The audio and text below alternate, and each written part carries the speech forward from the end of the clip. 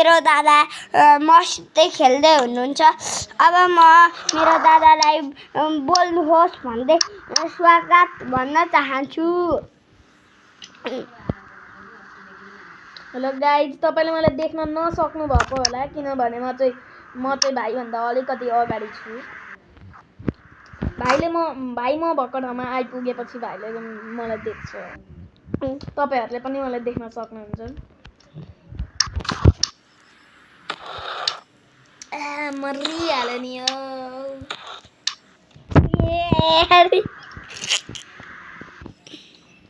अब म यो दादालाई पछि छोड्न खोजिरहेको छु तर यो दादा मलाई पछि छोड्न दिनुहुन्न।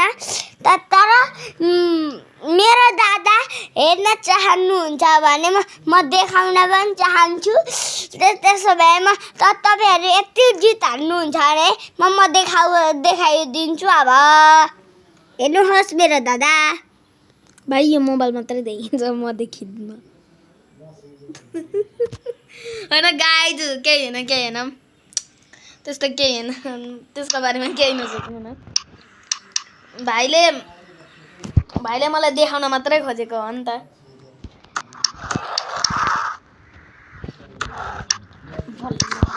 लेभल सिद्धियो।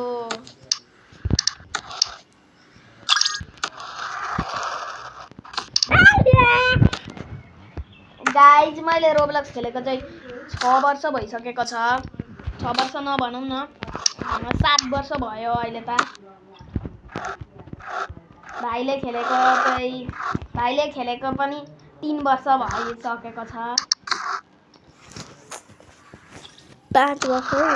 ए 5 वर्ष मैले बिर्सेको छु। मेरो झन्डेले बाँचेन।